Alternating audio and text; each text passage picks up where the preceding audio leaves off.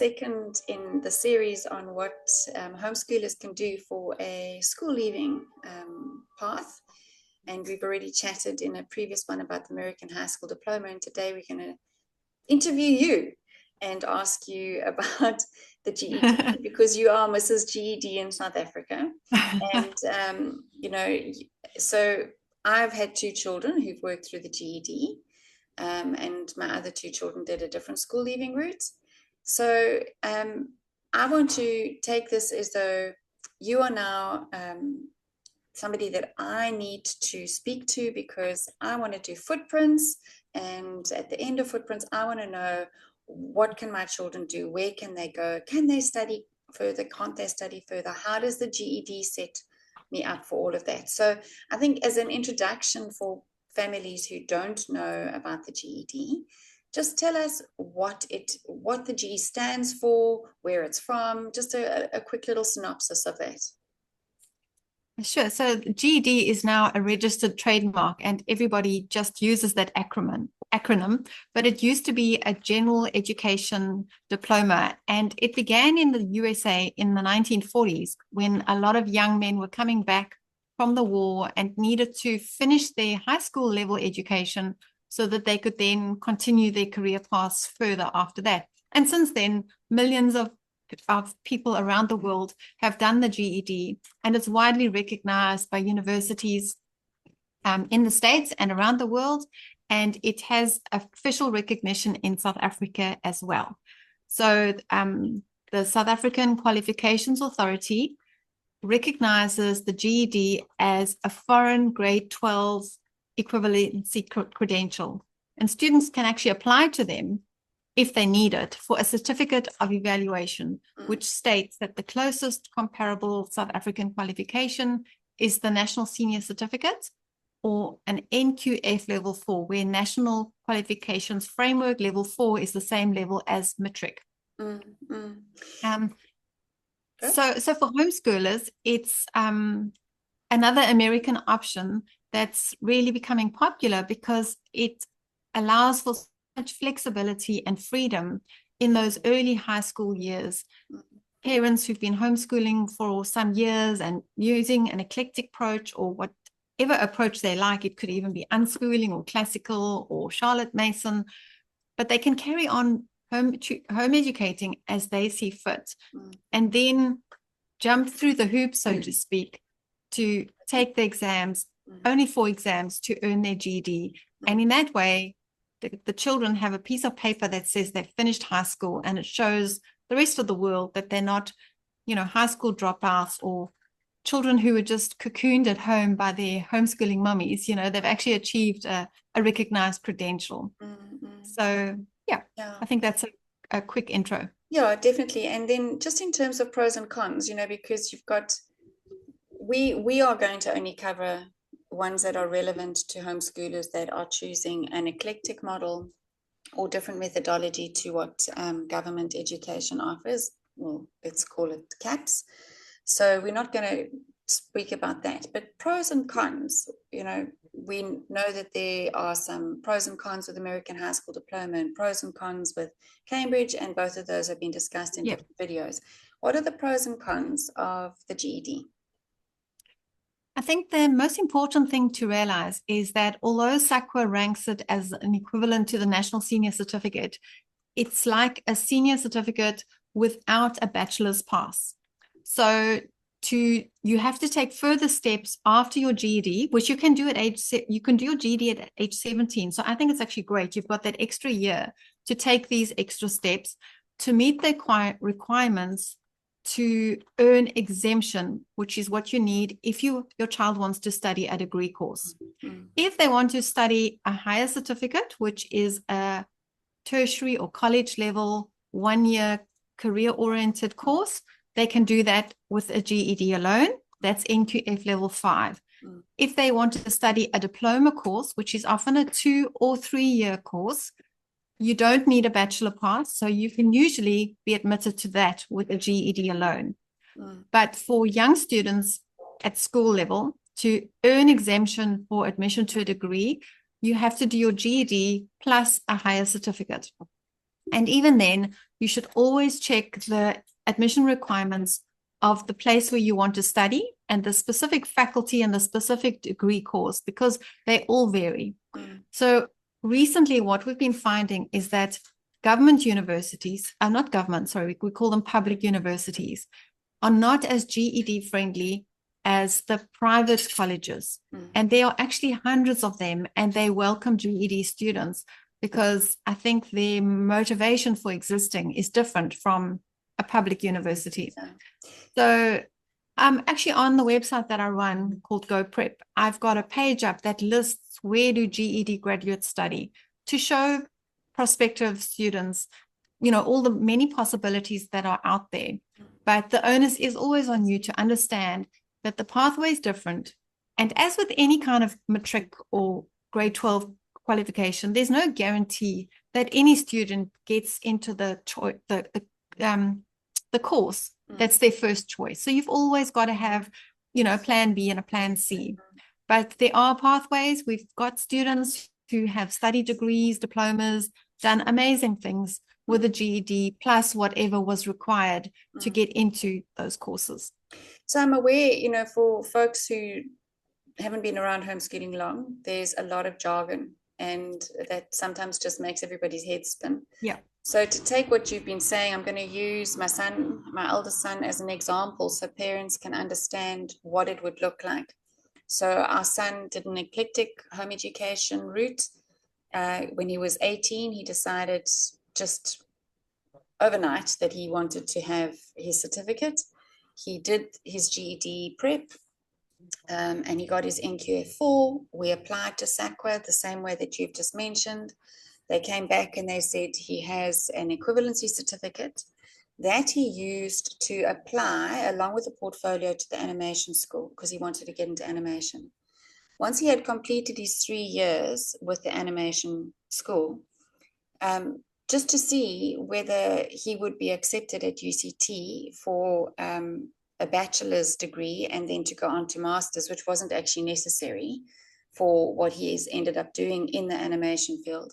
They accepted his GED plus his NQF5 that he had earned through the animation school. So anytime now, he can go back and do his master's if he wanted to, but he fell into an amazing job and has no desire to study further. So, that those are the pro of using GED for me, is that a child who doesn't know exactly what they want to do, they can continue with a very broad, generous, eclectic home education model. And then if they decide, well, I want to now go and do art or graphic design or something along those lines, the GED opens that door for them. If they have completed their GED just to, as you say, get that piece of paper that says they have finished their matric, and they have now decided, oh, actually, I think that I'd like to go and study at university, we know that there is a bridge that they can walk over through a variety of different places. And it allows them that freedom to make up their mind a little later, because not everybody knows at 15, 16 years of age what they want to do. Has that been your experience as well? Absolutely. One of my children did her GED and then decided she wanted to take a gap year and work overseas as an au pair in Europe. And to get the work visa, she had to have proof that she had completed high school. So once again, the GED, credential served as a proof that a person has completed high school. And for most jobs, people want to see that children have accomplished something. So it gives parents a peace of mind that their children are going to have something to show that they've had a decent education. It's been measured and tested, and they've passed an exam. Okay, so let's get into some of the nitty gritty. Let's give a scenario so it's sort of more relevant to parents. Your child has worked through their curriculum, whatever it is that you've chosen. Maybe they've done a bit of lateral, they've done footprints, they've done Matthew C, they've done some Saxon Maths, maybe you've branched off and done a few unit studies, and now they get to 16 years of age. What does that child need to begin their GED journey? Okay. So at Go Prep, the business that I run besides footprints, We offer 2 different GED prep courses. The first one is what I call a GED beginners. It's like a bridging course that most students take about 6 months to a year to complete, but it only covers maths and English. And it was created to help students that have only reached about grade 9 level in those subjects to sort of get them up to standard, because we find that students cope best with the full online GED prep course, which is 4 subjects, if they've reached about grade 10 level. So 16-year-olds who've reached grade 10 level can go straight into the online GED prep course, which offers lessons in the 4 subjects that the GED tests, which is maths, science, social studies, and the English is called reasoning through language arts.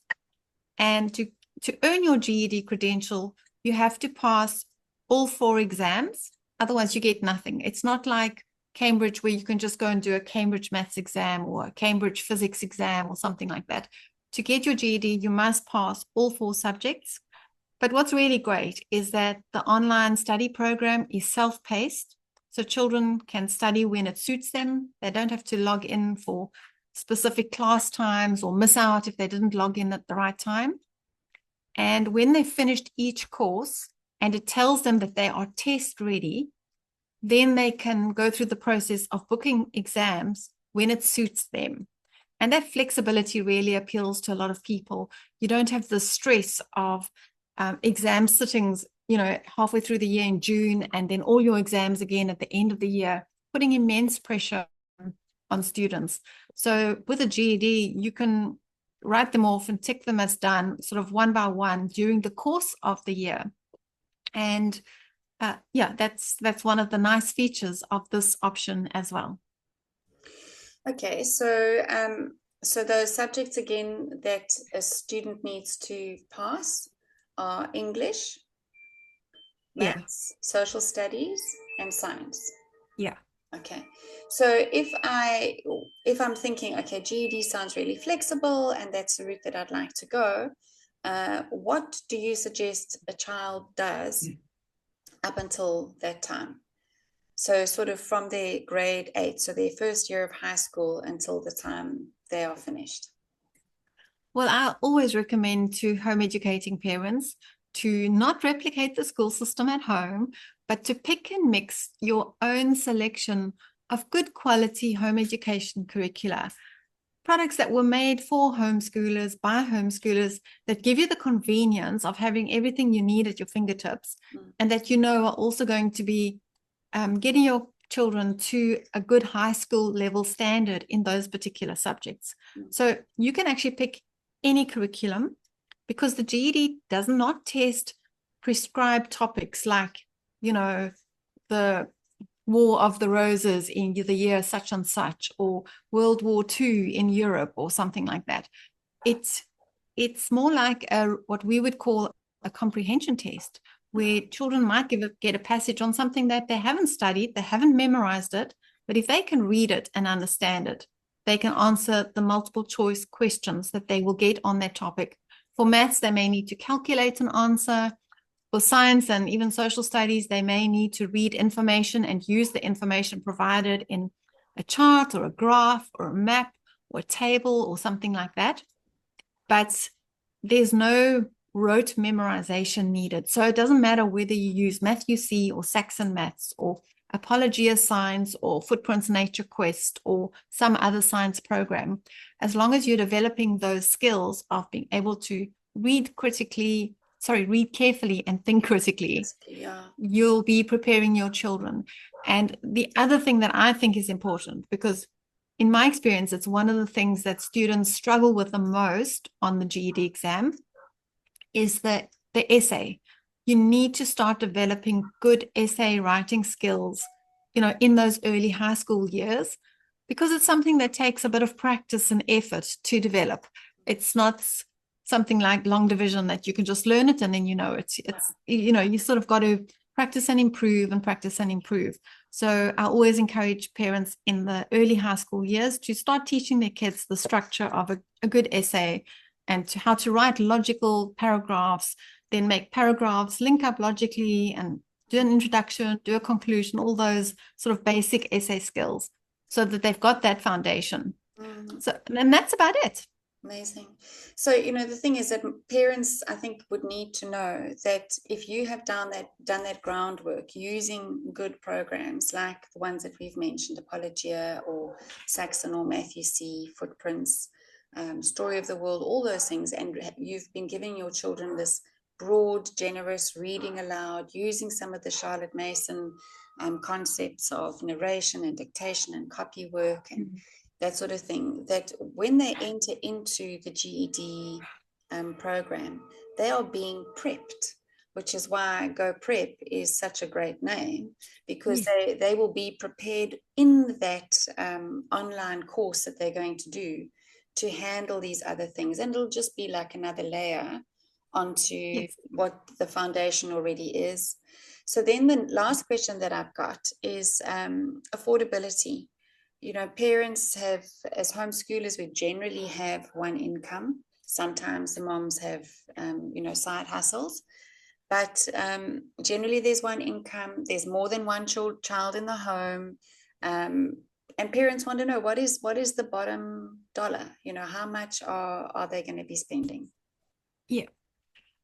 I'm not going to give an exact figure because it's always subject to fluctuation of the exchange rate because part of the costs are in US dollars. But to give people a ballpark idea, to enroll on the study program for 1 year, now in 2025 is currently 3,000 Rand, and that is for the whole year. There are no monthly fees. Amazing. Later in the year, when it's time for your children to book the tests, you have to pay for those tests separately, directly to the American GED Testing Service. And so those prices are in US dollars.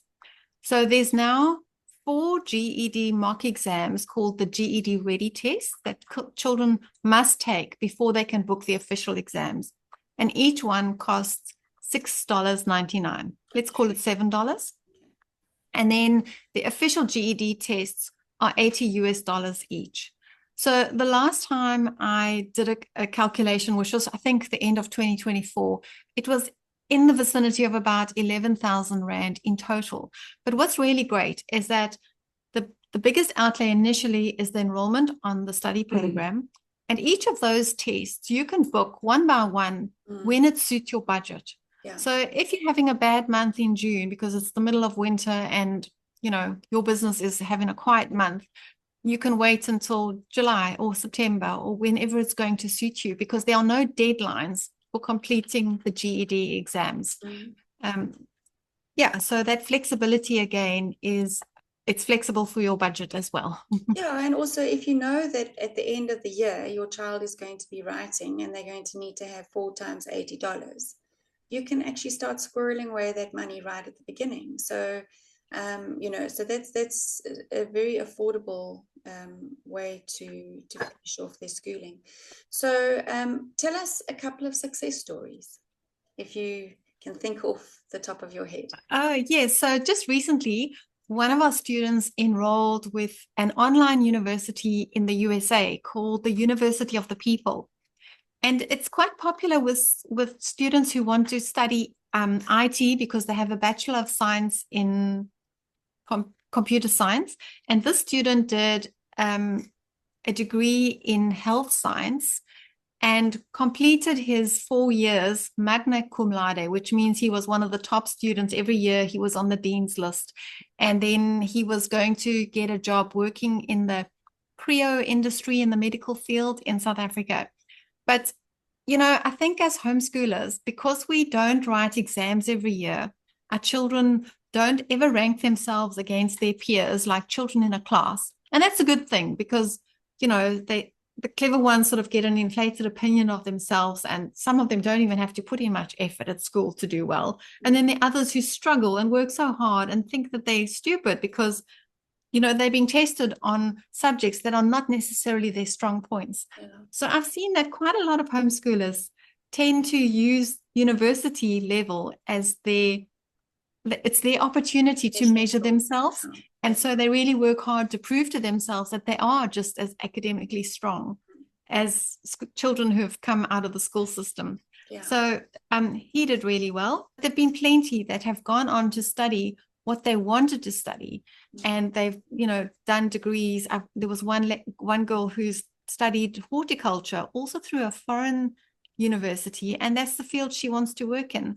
Some people have just done degrees in psychology or business, you know, and that's what they want to do. So all kinds of options are there. Yeah, fantastic. Well, I mean, I think that summarizes what we would like to say is that all through our footprints programs and even all the way until grade 12 and school leaving, we really want parents to think about that individual child that's sitting in front of them.